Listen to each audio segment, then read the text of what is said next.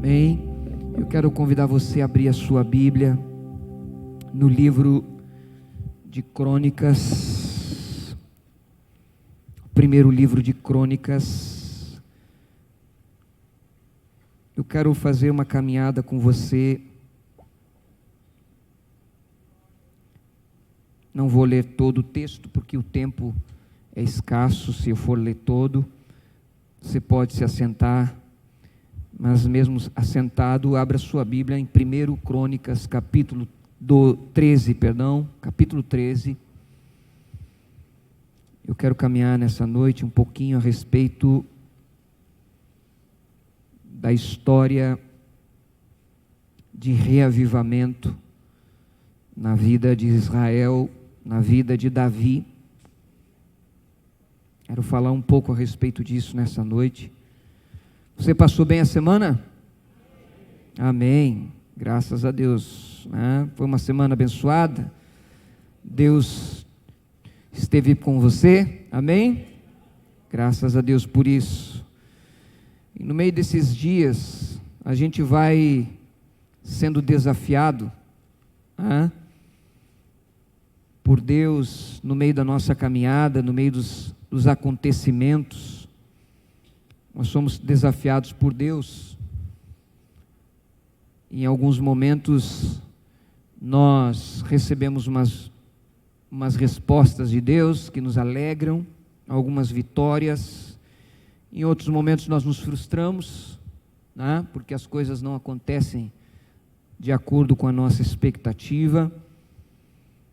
Mas em todo esse processo, Deus, Ele vai trabalhando. Ele vai nos ensinando, né? Até porque nós não nascemos prontos, e mesmo nós que nascemos de novo, amém? Você nasceu de novo? Amém. Também não estamos prontos, estamos num processo chamado santificação, e Deus está trabalhando na nossa vida. Então eu perguntei para você se a sua semana foi boa, porque provavelmente nessa semana Deus trabalhou na sua vida. Na minha vida Deus trabalhou. E algumas notícias boas, outras não tão boas, mas Deus trabalhou. E essa palavra, ela foi uma palavra que Deus ministrou meu coração ao longo dessa semana. Por isso que eu quero ler com você, e eu não vou ler um texto em específico, vou caminhar em 3 capítulos, porque para você entender o processo que Deus ministrou ao meu coração, e que talvez seja o processo que Deus está ministrando sobre você. É um processo de reavivamento, e às vezes a gente acha que avivamento é um negócio barulhento, mas na verdade avivamento é trazer vida, avivamento é trazer as coisas para dentro do mover de Deus, porque Deus está sempre se movendo. Nós que às vezes nos afastamos desse mover, mas Deus continua sendo Deus, amém? Graças a Deus por isso. Feita essa introdução, capítulo 13 de 1 Crônicas diz assim: Ora, Davi consultou os capitães de 1000 e os capitães de 100 e todos os chefes, e então disse a toda a congregação de Israel: se vocês acharem por bem, e se isso for da vontade do Senhor nosso Deus, enviemos depressa mensageiros a todos os nossos outros irmãos e em todas as terras de Israel, e aos sacerdotes e aos levitas com eles nas cidades e nos seus arredores, para que se reúnam conosco, e então vamos trazer para o meio de nós a arca do nosso Deus, porque nos dias de Saul não nos valemos dela. Toda a congregação concordou em fazer assim, porque isso pareceu justo aos olhos de todo o povo. Amém? Até aqui. Você vai observar que no livro de Crônicas, nos 2 livros de Crônicas, eu percebi uma ênfase na palavra buscar. Buscar o Senhor, estar buscando. É um livro que traz essa ênfase, aparece 11 vezes nos 2 livros de Crônicas, essa expressão buscar ou ir em busca. Né? E este é um dos episódios, o capítulo 13, é um dos episódios de busca que o livro de Crônicas nos mostra. Para você ter uma ideia, aqui Israel está vivendo um momento de grandes vitórias, mas de grandes vitórias mesmo, de grande relevância. Se você voltar comigo um pouquinho antes no livro de Crônicas, você vai observar, aqui no capítulo 11, Davi, ele é ungido rei de todo Israel. Quem sabe um pouco da história de Davi, sabe que Davi foi aquele jovem que muito novo, cuidando das ovelhas do seu pai, ele estava lá, nos lugares distantes, no campo, não era visto, era o menor da sua casa, e dentro de uma sociedade patriarcal, e inclusive também esse era um princípio religioso, do primogênito servir ao Senhor.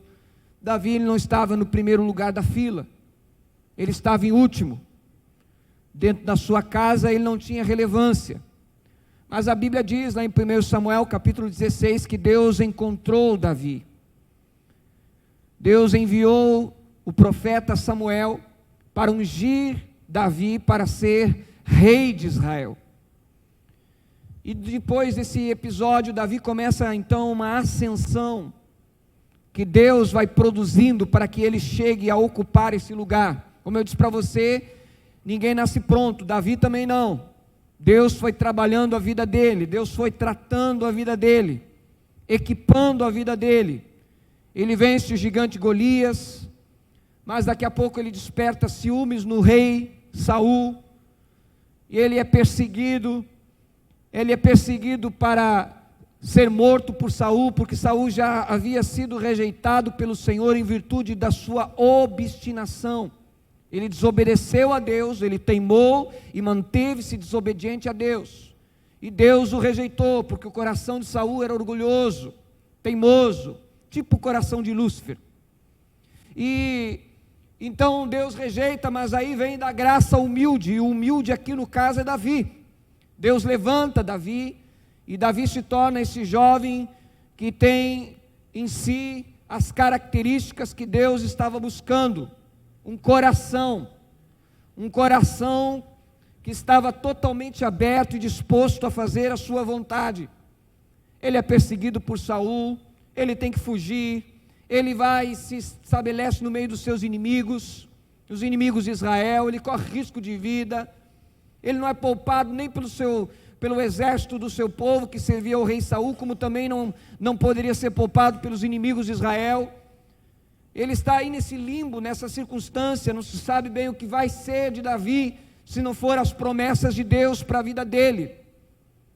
Então Davi, depois de todo esse processo, Deus vai trabalhando e vai trazendo o capítulo 11 de 1 Crônicas. Davi é ungido rei de todo Israel, ou seja, significa que aqui Davi agora realmente não simplesmente é reconhecido como aquele que foi ungido pelo Senhor para reinar em Israel, mas pelo contrário, agora ele é reconhecido por todo Israel. Isso significa tanto pelo reino de Judá, pelas tribos que estão em Judá ao sul, como também pelas tribos que estão no norte de Israel. Por todo o território os israelitas vêm e reconhecem que Davi é esse homem que vai apacentar o povo de Israel, o homem segundo o coração de Deus. E Davi começa então a sua jornada como rei. Segundo Samuel capítulo 5, verso 6, você não precisa abrir lá. A primeira grande vitória de Davi, relevante como rei de Israel, é a conquista de Sião, que também está no capítulo 11 de Crônicas. A partir do verso 4, ele vai e parte com todo Israel para Jerusalém, e ele conquista essa cidade, que era a cidade dos Jebuseus. E aí ele vai e se estabelece ali, e ele toma a fortaleza de Sião, ou seja, tomar uma cidade edificada com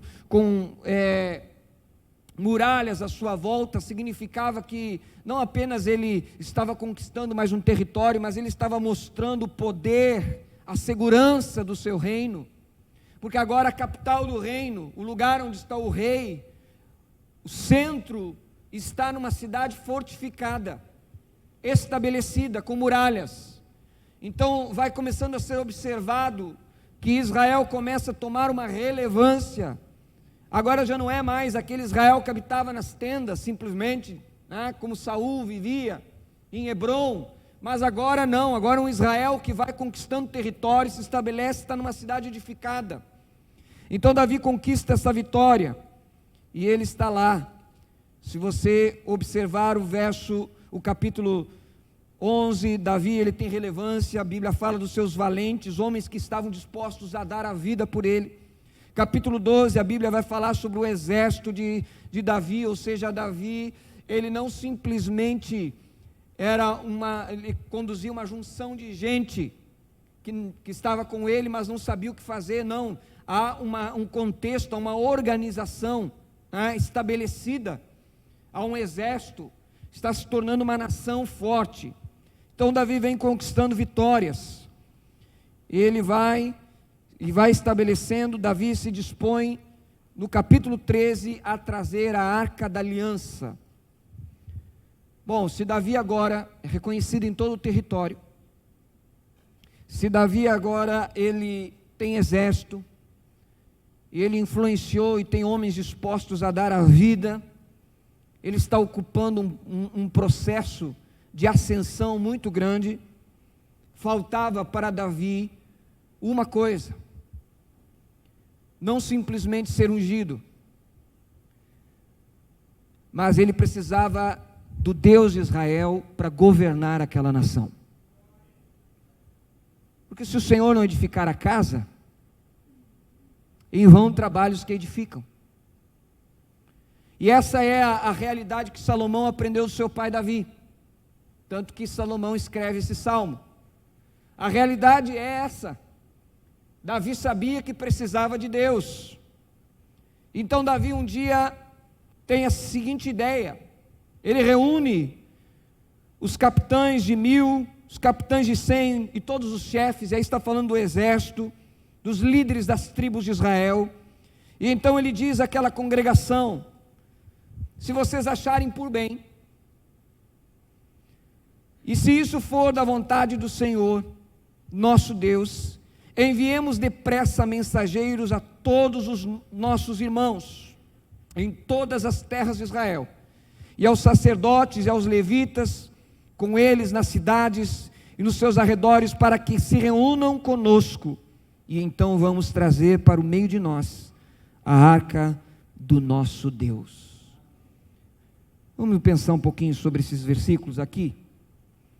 Davi reúne aqueles que estão com ele e diz: olha, eu tive uma ideia,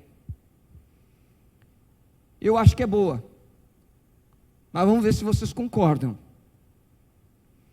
O que vocês acham se a gente reunir todo mundo, pegar os sacerdotes, os levitas, toda a linhagem de Arão, e nós irmos até aonde está a arca do nosso Deus e trazê-la para cá?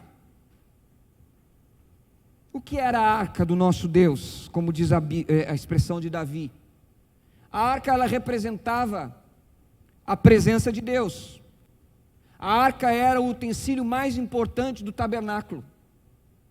Se nós fôssemos retornar até o livro de Êxodo e observarmos quando Moisés está no cume do monte durante 40 dias e 40 noites, envolvido pela nuvem de glória, e o povo estava lá embaixo fazendo bezerro de ouro, você lembra da história? Mas enquanto Moisés estava lá em cima, Deus estava dando para Moisés a direção, a orientação a respeito da arca da aliança, do tabernáculo. Deus estava manifestando sua glória e estava dizendo: eu quero habitar essa glória no meio do meu povo. Aquele episódio interrompido por causa da idolatria do povo, da rebeldia do povo com aquele bezerro de ouro. Mas depois esse episódio é retomado, porque mais uma vez Moisés vai ao monte, por orientação divina, mais uma vez Deus fala com ele. E quando Deus fala com ele, Deus dá a instrução do tabernáculo, de todos os utensílios do tabernáculo, e em especial a arca. Uma caixa de madeira de acácia, coberta por ouro, que dentro dela tinha alguns objetos que simbolizavam a aliança de Deus com o povo de Israel no deserto. Maná, a vara de Arão, que floresceu. E sobre essa arca uma tampa, que é chamado de propiciatório, uma tampa que tem à sua volta querubins, com as asas estendidas, e todo o significado daquela arca era bem simples. Aqui está o Deus de Israel, o Deus que tem aliança com Israel, a glória de Deus que tem cuidado de Israel, o Deus que tem cumprido as promessas a respeito de Israel. É o mesmo Deus que está lá no céu e habita no meio dos querubins, mas também é o Deus que está sobre a tampa do propiciatório, ou seja, é o Deus que habita no meio do povo e graciosamente se torna favorável aos homens. Apesar de ser um Deus eterno, um Deus que está lá soberano no trono, Ele também é um Deus que habita no meio do seu povo. Ele também é um Deus que está disposto a dar graça ao seu povo sempre que Ele precisar. É o Deus que está disposto a cumprir as alianças, é o Deus que está disposto a cumprir as suas promessas. Esse objeto, ele, além de ser uma caixa de madeira de acácia, coberto por ouro, ele tinha argolas nas laterais, por onde passavam varas. Essas varas, elas serviam para o transporte, porque nós estamos falando do tabernáculo. O tabernáculo, ele se movia de acordo com a nuvem. Enquanto o povo estava no deserto, lá em volta do Sinai, a nuvem estava sobre o Sinai, a glória de Deus estava lá, mas quando Deus queria que o seu povo se movimentasse, a nuvem se movia. Então os levitas, eles tinham a responsabilidade de montar todo aquele tabernáculo, colocarem os utensílios, tomarem os utensílios, transportarem, e aqueles que eram responsáveis por levar a arca da aliança, eles pegavam aquela caixa de madeira de acácia, coberta por ouro, com uma tampa chamada propiciatória em cima, colocavam entre as argolas 2 varões, colocavam sobre os ombros esses varões, e então eles caminhavam e se moviam, e lá ia a presença de Deus, aonde o povo estava sendo conduzido por Deus, Deus estava indo com o povo. Essa arca foi roubada em um dos momentos de grande apostasia de Israel, no período do sacerdote Eli. Eles vão à guerra, e eles, ao invés de entenderem que a presença de Deus era algo que eles deveriam preservar, eles tentaram o Senhor, colocaram a arca na frente da batalha e levaram ela para o campo de guerra. Não era orientação divina. Quando eles foram, eles fizeram isso como quem diz: vamos levar o nosso Deus à frente, para que Ele então faça o que nos dê a vitória que nós precisamos. Brincaram com Deus, levaram, e a Bíblia diz que os filisteus mataram muita gente naquele dia de Israel. A vitória foi esmagadora, e a arca foi roubada. E aí a arca vai parar numa casa de um homem chamado Obed-edom, e lá está a arca, ela fica lá por muito tempo. No capítulo 13 que nós lemos, você vai observar, no verso 3, quando Davi está fazendo essa proposta de trazer de volta a arca, ele está dizendo: então vamos trazer para o meio de nós a arca do nosso Deus, porque nos dias de Saul não nos valemos dela. Sabe o que ele está dizendo? Apesar do povo de Deus continuar, apesar dos juízes, e principalmente ele está falando o nome de Saul, o reinado de Saul, quando Israel é uma nação com rei, com governo, com exército também. Em vez de Saul ir lá buscar a arca da aliança, Saul estava ocupado procurando feiticeira, estava preocupado em matar a Davi, estava preocupado com outras coisas, mas não preocupado em fazer a vontade de Deus. O povo não se valeu não se valeu do que Deus falou lá no Monte Sinai com Moisés, não se valeu daquela realidade, abandonou esse propósito. E agora vem Davi e faz essa proposta, dizendo: por que nós não vamos lá buscar ela? Afinal de contas, essa arca é a arca do nosso Deus. Sabe o que Davi está querendo dizer? É o próprio Deus no nosso meio, é o Deus das promessas, é o Deus que falou com Moisés, é o Deus que sustentou os nossos pais no deserto, é o Deus que pode nos dar vitória. Nós continuamos uma grande nação, as promessas estão se cumprindo, mas aquilo que é o símbolo da presença de Deus não está conosco, está sendo deixado de lado. A ideia de Davi é fantástica, é uma ideia fenomenal. Por isso que eu disse para você que a ênfase do livro de Crônicas é buscar o Senhor, porque olhando até o verso 4, nós vamos observar que Davi não está fazendo nada de errado. Davi está fazendo tudo certo. Ele se propôs no coração dele em dar a ideia de trazer de volta a arca, de trazer Deus de volta para o centro. Nós não cantamos aqui hoje, toma o teu lugar.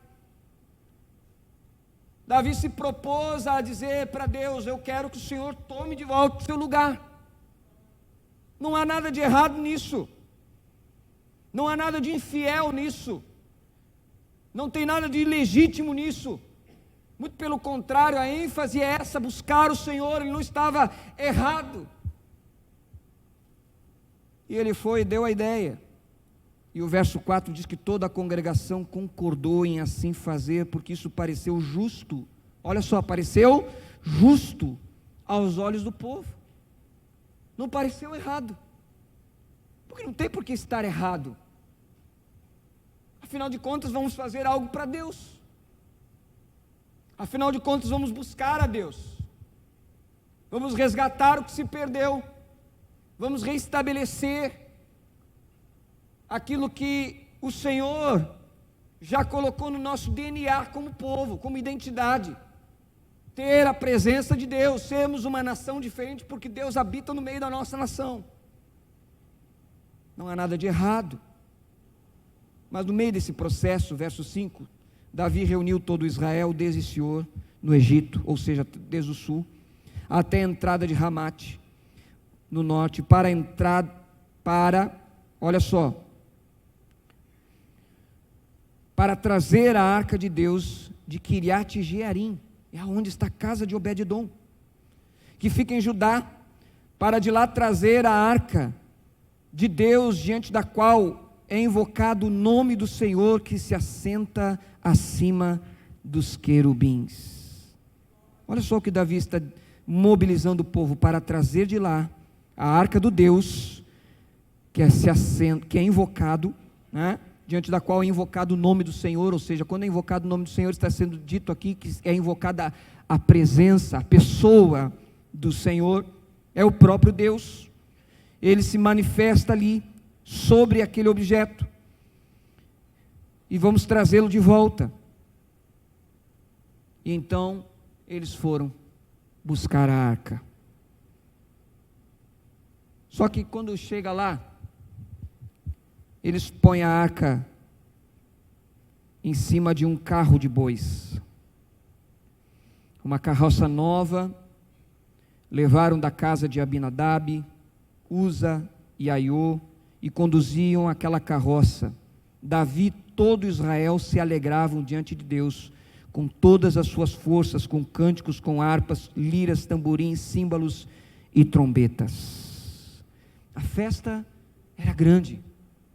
Estamos trazendo de volta a presença de Deus. Algo errado no sentimento do povo? Não. A alegria era um sentimento correto, porque está se resgatando alguma coisa que se perdeu, que ficou pelo caminho, ficou pela história. Não é assim na vida da gente? A gente também não toma algumas iniciativas e diz assim: eu tenho que fazer isso, porque isso é o certo. E aí a gente toma determinadas atitudes, a gente toma determinadas posturas, inclusive na nossa vida espiritual, inclusive dentro da nossa casa. Eu sou pai, e aos meus olhos, de repente, a maneira como eu estou conduzindo minha esposa, meu filho, é a melhor. Dentro do meu raciocínio, me parece bem. Então eu vou e entro nesse processo, eu começo esse processo, e até com alegria, porque eu entendo, olha, isso aí parece ser bom, parece estar correto, vai agradar a Deus, é dessa maneira, é justo. Só que nem sempre nós submetemos as nossas decisões à vontade de Deus. Parece tudo certo, mas será que está certo? Parece tudo bem, mas será que está bem? A gente tem o hábito de medir os resultados das coisas a partir daquilo que os nossos olhos veem. Mas Deus não trabalha dessa maneira, até porque se fosse dessa forma, Davi não seria o rei, e sim o seu irmão mais velho. A visão de Deus é diferente. Deus não está olhando para aquilo que dá certo, Deus está olhando para aquilo que está certo. Não basta querer fazer o certo. E hoje nós temos aquela frase popularmente que diz que os fins justificam os meios. Isso é uma frase do inferno, porque Deus nunca usou meios errados, Deus nunca usa meios equivocados, impuros, levianos, distorcidos, para alcançar suas vitórias. Porque se Deus usasse, o que Deus faria? No dia em que a arca foi roubada, ela não teria sido roubada, Deus teria dado vitória para Israel, mas Deus zelou mais pela sua palavra e pela sua verdade, pelo seu nome, do que pelo seu povo. E naquele dia mostrou que Ele é Deus. Isso acontece conosco, porque muitas vezes nós pensamos que vai dar certo, então está certo, mas não é. Nós precisamos olhar as coisas de uma outra maneira, e aqui eu quero chamar a sua atenção, porque eu quero que você reflita mesmo comigo. Eu não quero que você reflita com o pastor Felipe, eu quero que você reflita com o texto, com a palavra. Observe o que Deus está falando nesta palavra. Deus está mostrando que ainda que nós estejamos fazendo aquilo que aos nossos olhos pareça estar bem, nós devemos sempre ter a dúvida de será que estamos fazendo o que Deus mandou? Pregava aqui quarta-feira, na tarde da bênção, sobre Elias. Elias, ele vai lá e entrega uma palavra a Acabe, rei de Israel, e ele diz, né, tão certo como vive o Senhor, cuja face eu estou, cuja presença eu estou. Se fosse depender, talvez do homem Elias, ele diria, tão certo como vive Elias, profeta de Deus, não vai chover em Israel, mas não foi essa frase. Tão certo como vive o Senhor, tão certo como vive o Senhor, é a vontade de Deus, é como Deus quer, não é como nós queremos, não é como nós achamos, não é como nós idealizamos, é como Deus quer que seja feito. Davi, ele vem colecionando vitórias, não há do que se envergonhar, mas hoje ele encontra a primeira derrota.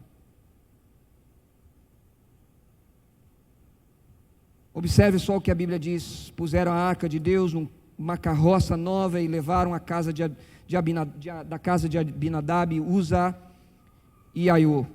Conduziram aquela carroça. Davi e todo Israel se alegravam diante de Deus, com todas as suas forças, com cânticos, com harpas, liras, tamborins, símbolos e trombetas. Quando chegaram à eira de Quidom, Uza estendeu a mão para segurar a arca, porque os bois tropeçaram. Então a ira do Senhor acendeu contra Uza e o feriu por ter estendido a mão para segurar a arca, e ele morreu ali diante de Deus. Observe algumas coisas aqui. Primeira, a arca estava sendo carregada no carro de boi. Mas quando Deus falou para Moisés, qual era a direção? Lembra que eu falei no início? A caixa de madeira, com 4 argolas nas laterais, 2 varões, que tinham que ser carregados no ombro de quem? Dos levitas. E ali tem uma lição interessante. A glória de Deus, ela não existe para satisfazer os métodos humanos. A glória de Deus, ela existe para usar homens, para usar pessoas.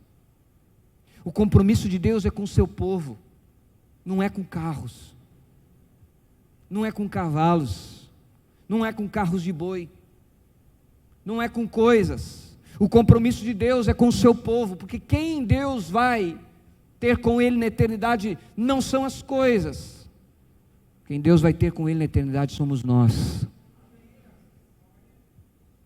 Somos o seu povo.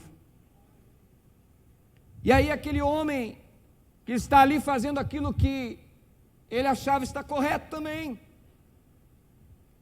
Mas de repente há um acidente no meio do percurso, os bois tropeçaram, a carroça balança e a arca vai tombar. E aquele homem estende sua mão para segurar a arca, como se Deus precisasse do carro de boi e da ajuda de alguém, como se Deus precisasse do favor de alguém, da boa vontade de alguém. É a boa vontade do povo trazer a arca, mas Deus não está preocupado com a boa vontade, Deus está preocupado com os seus princípios, Deus está preocupado com a sua palavra, Deus está preocupado em honrar aquilo que Ele estabeleceu. Ah, mas Deus é amor, pastor. Observe que quando a Bíblia diz que Uzias cai, a Bíblia não diz ele caiu diante de Davi, diante do povo, diante de todos. Não, a ênfase da Bíblia é bem clara. E ele morreu ali diante de Deus. Diante de Deus. A gente precisa observar essas coisas, porque muitas vezes a gente se pergunta, por que não dá certo? Por que não acontece? Por que minha família parece que as coisas não mudam? Eu oro, eu leio a Bíblia, eu busco, mas o preço está sempre lá. Toda hora um boi tropeça, toda hora a gente está no clima de festas, é agora e não se concretiza. Ah, pastor, é por falta de fé na terra. Será? Porque esse povo tem fé.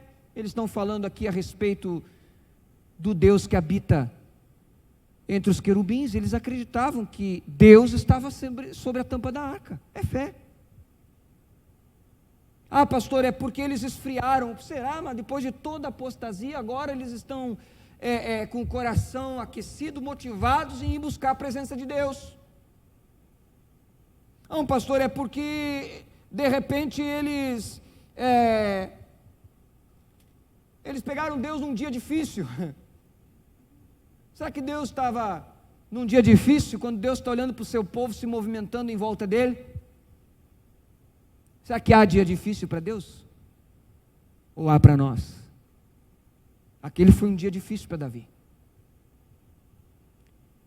A Bíblia diz que naquele momento Davi ficou irado, furioso, porque o Senhor havia irrompido contra Uza, e chamou aquele lugar de Pérez Uza. Até o dia de hoje, naquele dia, Davi teve medo de Deus, e disse: como poderei trazer a arca de Deus para junto de mim. Duas coisas para nós observarmos. A primeira é que Davi fica irado, fica furioso com Deus, se indigna, e essa é a reação que muitos de nós, apesar da gente ser um pouquinho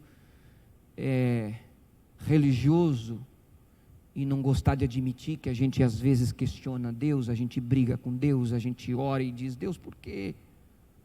Porque às vezes é assim que a gente não, né? Eu não posso fazer isso, mas lá no nosso coração tem um grito dizendo assim: Deus, por quê? Qual é o teu problema? Estou errado? Não. Mas Deus, Ele não fica irado com Davi. O texto não mostra que Deus se indignou com Davi. O texto mostra exatamente o oposto.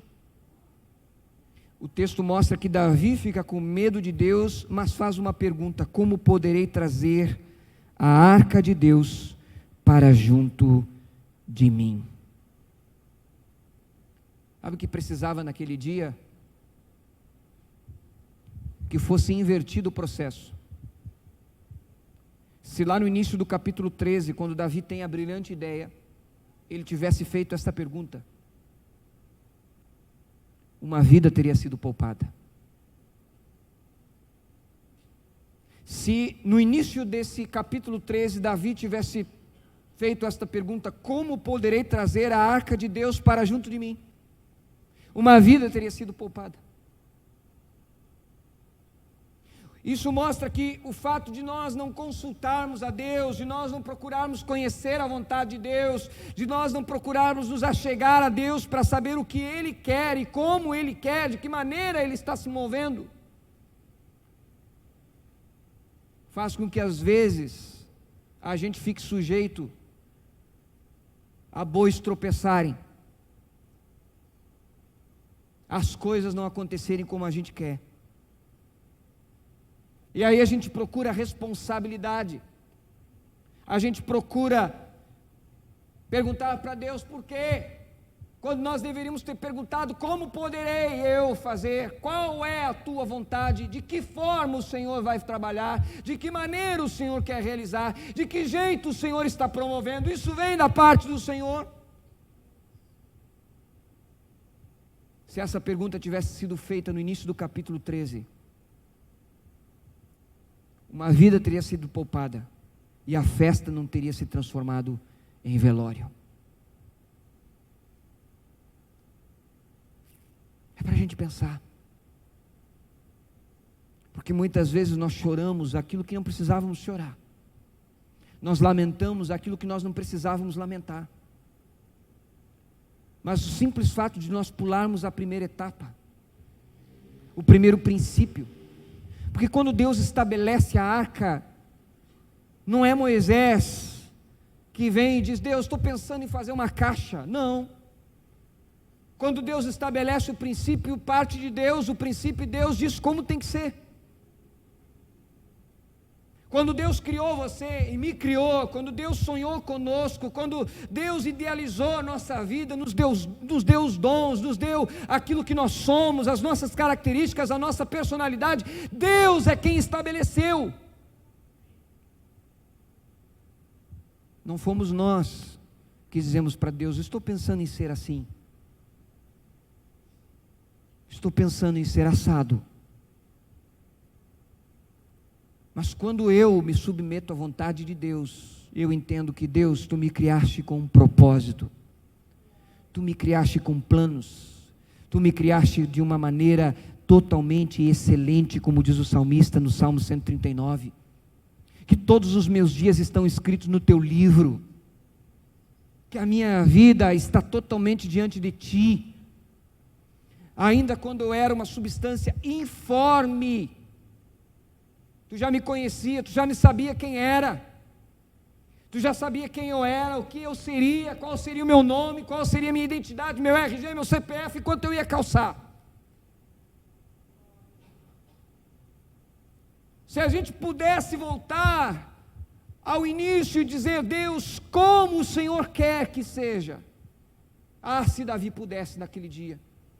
mas ele não pôde.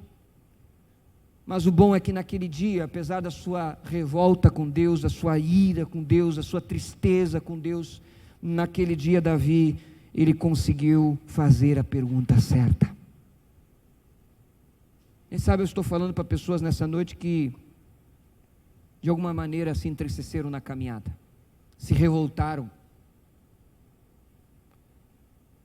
porque não compreenderam a maneira como Deus trabalha, ou como Deus está trabalhando, ou como Deus está movendo e se movendo.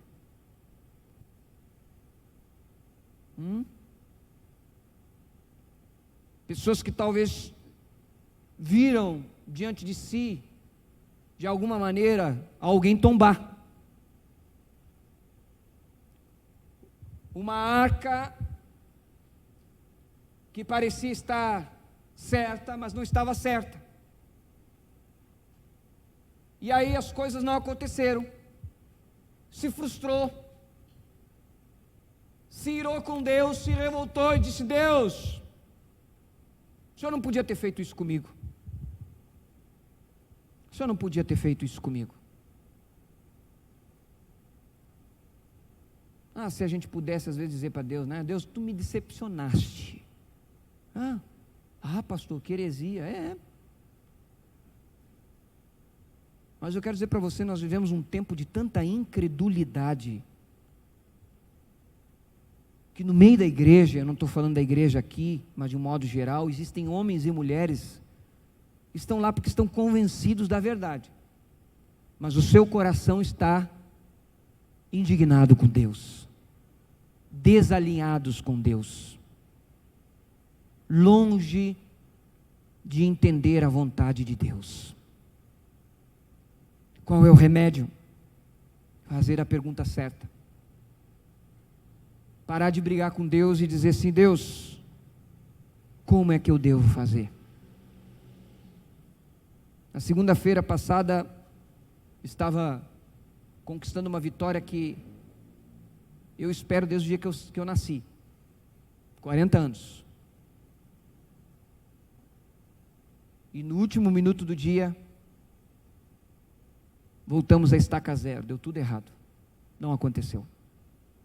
Fiquei furioso, fiquei muito bravo. Depois fui acalmando meu coração. Uma manhã eu estava orando, e na minha oração eu disse: Deus, o que é que está acontecendo? Qual é a vontade do Senhor? Não é para fazer, não é para trabalhar dessa maneira, não é para fazer desse jeito, ou é para fazer, mas não é dessa maneira, ou é, mas não é esse o tempo. Me ensina, me explica, me mostra, e eu vou esperar uma resposta. E a resposta veio.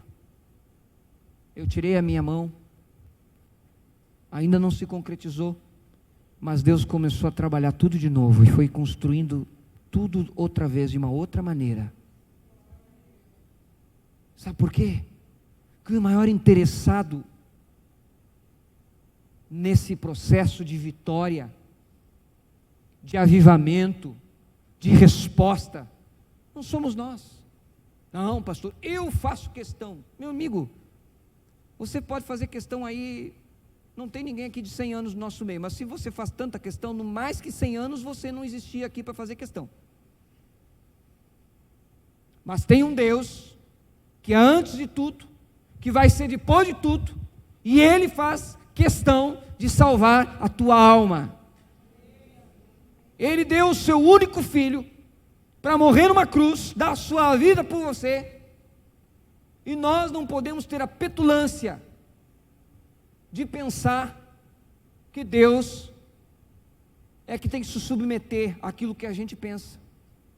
Não, nós nos submetemos à vontade dEle, planos de bem e não de mal. Davi faz a pergunta certa, e ele obtém resposta, e eu já estou caminhando aqui para encerrar.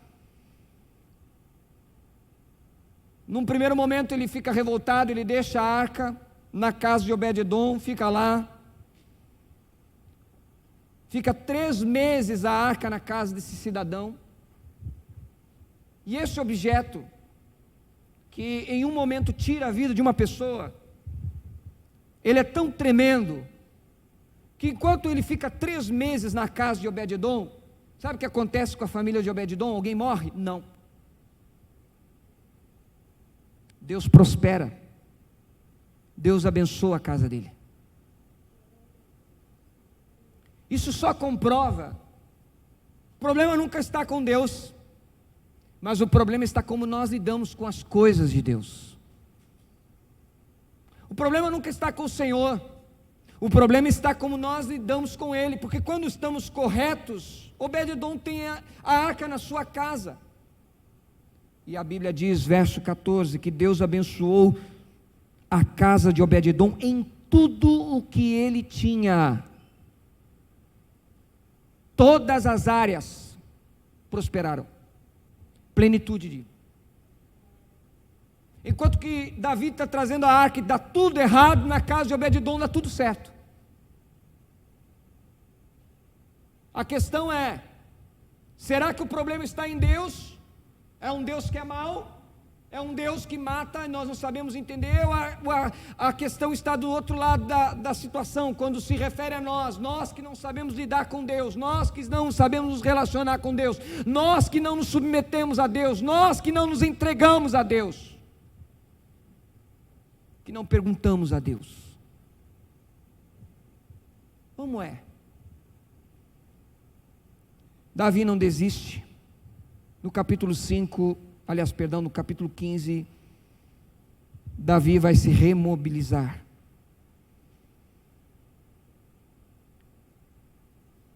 Olha só o que diz o capítulo 15, verso 1. Davi fez também casas para si mesmo na cidade de Davi, Jerusalém, e preparou um lugar para a arca de Deus, e lhe armou uma tenda. Olha só, ele armou uma tenda. Lembra que no final da vida de Davi, ele queria construir uma casa para Deus, Deus não permitiu? E disse que quem ia construir era o seu filho e não ele. Lembra? É por causa disso. Deus está mostrando para Davi, você vai ver que eu não vou mudar o jeito de eu ser Deus por sua causa. Você não vai fazer casa para mim. A minha presença vai continuar habitando numa tenda, um tabernáculo. Irmãos, escute o que eu vou dizer para você, não tente mudar Deus, deixe Deus mudar você. E aí, dentro desse contexto, Davi diz, verso 2, então ele disse, ninguém pode levar a arca de Deus a não ser os levitas, porque o Senhor os escolheu para levarem a arca do Senhor e servirem para sempre. Olha só, Davi encontrou a resposta. Se ele tivesse perguntado naquele primeiro dia, ele já teria dito, não, nada de carros, nada de carroças, nada de métodos. Deus mandou que seja carregado pelo ombro dos levitas. O homem tem que sentir a responsabilidade de carregar a glória de Deus sobre si. Não transfira para coisas aquilo que é responsabilidade sua. É responsabilidade nossa pregar o Evangelho. Não transfira para a internet. Não transfira para o Facebook, para o Instagram.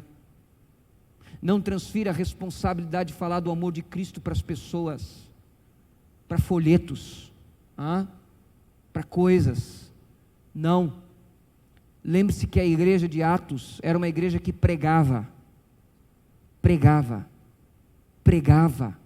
falava do amor de Cristo. Deus usa homens e mulheres cheios do Espírito Santo e não métodos.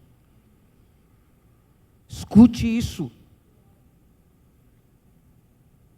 Porque a época que a igreja mais cresceu era a época que não tinha nem templo. Era a época que tinha que fazer culto em tenda. Era a época que tinha que fazer culto nas casas, que tinha que bater de porta em porta. Deus não vai ter compromisso com métodos, Deus tem compromisso com aqueles que Ele escolheu e Ele chamou. É o que acontece aqui. Davi chega à conclusão. Então Davi reuniu todo Israel em Jerusalém para trazer a arca do Senhor para o lugar que ele havia preparado para ela. Davi reuniu os filhos de Arão e os levitas. E eu vou pular um pouquinho aqui para que a gente possa entender. Verso 11 diz: Davi chamou os sacerdotes Zadok, Abiatar e os levitas, Uriel, Asaías, Joel, Semaías, Eliel, Aminadab, e lhes disse: vocês são os chefes das famílias dos levitas, santifiquem a si mesmos e aos seus irmãos, para que possam trazer a arca do Senhor Deus de Israel ao lugar que preparei para ela, pois visto que vocês não a carregaram na primeira vez, o Senhor Deus irrompeu contra nós, porque não o buscamos segundo nos tinha ordenado. Olha só, sabe qual é a palavra que Deus irrompeu? Se a gente for olhar um significado dessa expressão, Deus irrompeu contra nós, sabe o que Davi está dizendo? Deus achou uma brecha em nós. Deus achou uma brecha em nós.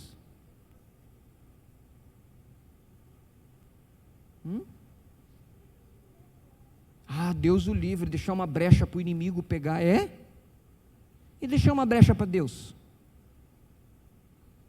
e deixar uma brecha para Deus na minha casa, e deixar uma brecha para Deus na minha família. Porque Deus foi lá contra Urias porque achou uma brecha. E se Deus acha uma brecha em mim? E se Deus acha uma brecha em você? Pastor, mas nós não somos perfeitos. Não, mas irmão, uma brecha aqui não tem a ver com imperfeição no sentido de não ter falhas. Uma brecha aqui é uma rebeldia por desconhecimento da verdade. Porque Davi está dizendo assim, Deus achou uma brecha, Deus irrompeu contra nós, porque nós não o buscamos como Ele havia ordenado, nós não quisemos buscar, saber como é que tinha que se buscar. Nós é que não fomos buscar do jeito que Deus estabeleceu para ser buscado, porque Deus já estabeleceu os meios.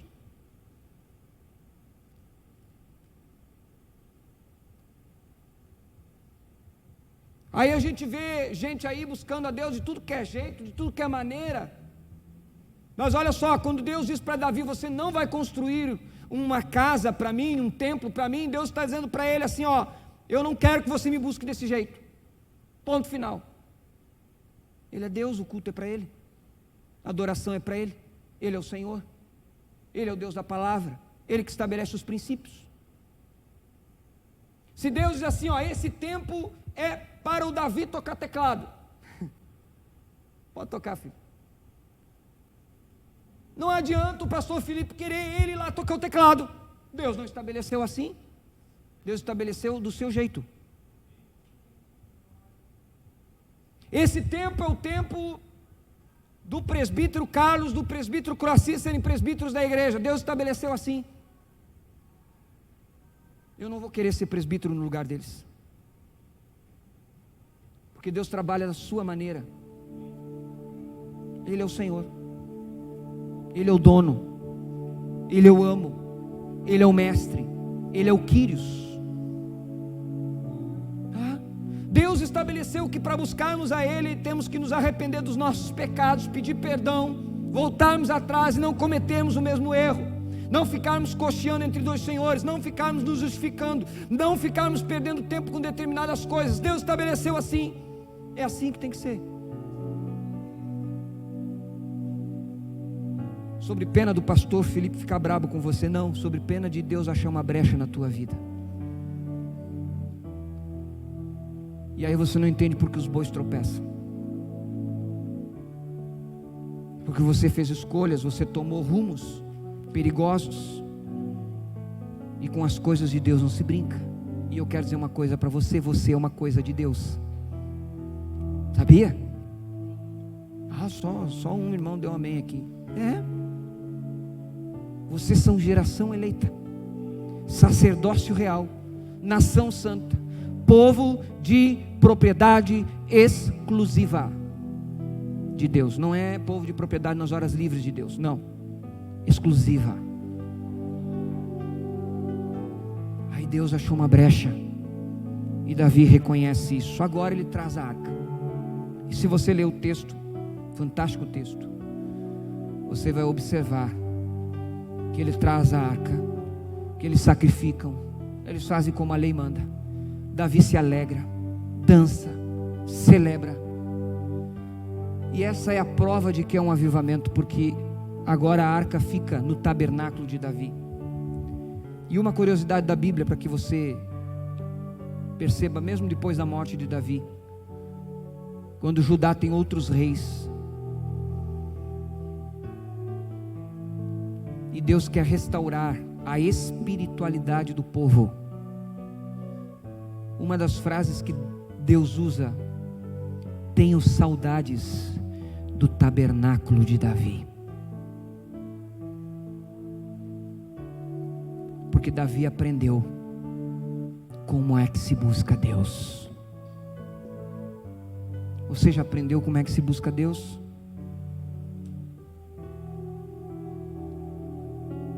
Porque talvez essa seja a explicação, porque a gente ainda não experimentou o avivamento.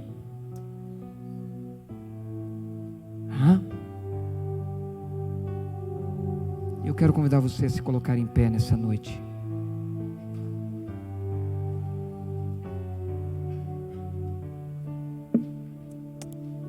Essa palavra é para mim. Essa palavra é para nós. Feche teus olhos. Como eu disse para você, não reflita a reflexão do pastor, reflita a reflexão de Deus através da sua palavra, porque é o Espírito de Deus quem está aqui e ministra no nosso coração. Eu não vou chamar você na frente nessa noite para orar por você. Você vai orar aí onde você está. Eu não quero constranger ninguém, porque essa é uma noite de realinhamento, de conserto, de restauração, de não dar desculpas, de não transferir responsabilidades, mas de assumir os nossos pecados e dizer: Deus, me perdoa. Se eu tivesse buscado antes o Senhor, se eu tivesse tido uma outra postura diante de Ti, se eu tivesse me humilhado na Tua presença, se eu tivesse fechado as brechas, quantas dores eu teria evitado na minha vida, Senhor. Quantas lágrimas, quantas noites sem dormir, quantas preocupações a menos eu teria. É isso mesmo. Pergunte para Deus, fala para Ele, porque se nós buscarmos o Senhor como Ele nos ordenou, confessando os nossos pecados, Ele é fiel e justo para nos perdoar os pecados. Aí a nossa experiência com Deus não será uma experiência de perdas, de mortes, mas será uma experiência de bênção, como foi na casa de Obed-edom. Tudo vai prosperar, todas as áreas, tudo aquilo que você não tem visto andar, ir para frente na sua vida, vai mudar, por causa de Deus, por causa de Deus. Coloque sua mão no seu coração nessa noite, você que Deus está ministrando sua vida, fale com Ele. Peça que o Espírito de Deus perdoe você, se você inverteu os valores, se você deixou uma brecha aberta na tua vida, na tua casa. Não deixe essa brecha permanecer, feche ela com o sangue de Jesus. Faça como Davi, se arrependa. Peça perdão. Peça perdão a Deus. Peça perdão a Deus. Aleluia.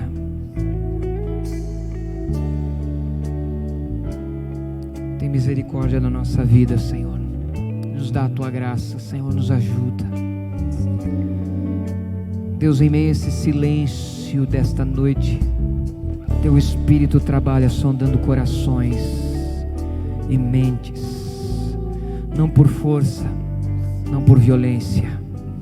Teu Espírito, Senhor, é teu Espírito que trabalha. Esse é o Espírito da palavra, é o Espírito que está sobre a igreja, é o Espírito que está nesta noite produzindo arrependimento, posicionamento, mudança de atitude. Meu Deus, é o Espírito do Senhor que está promovendo no nosso meio um mover de quebrantamento, de restauração. Assim como Davi, Senhor, encontrou as respostas, que venha respostas do céu sobre nós nessa noite, que venha respostas do céu sobre a nossa casa, sobre a nossa família, que venha respostas dos céus sobre a nossa igreja, que venha respostas dos céus sobre cada coração, sobre cada mente.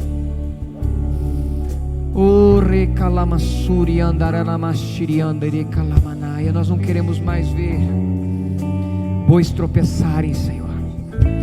Nós não queremos ver, ó Deus amado, morte aonde deveria haver vida. Ainda que hoje o Senhor permita que a gente chore para arrependimento, ainda que hoje o Senhor permita que a gente chore lamentando os nossos pecados, os nossos erros, mas ó Deus, nós nos colocamos debaixo da tua graça, que nos trará a alegria de vermos a vitória, de vermos a mudança, de vermos a cura, de vermos a transformação de vidas, de mentes, de corações, de famílias, para a glória do teu nome, em nome de Jesus. Senhor, eu oro nessa noite para que o Senhor vá trabalhando e preparando os nossos corações para vivermos dias de avivamento, de despertamento. Mas aquilo que ainda está sendo um empecilho, Deus, nesta noite nós oramos e clamamos em nome de Jesus. Mostra-nos como deve ser, Senhor. Mostra-nos qual é o caminho. Mostra-nos qual é a vontade.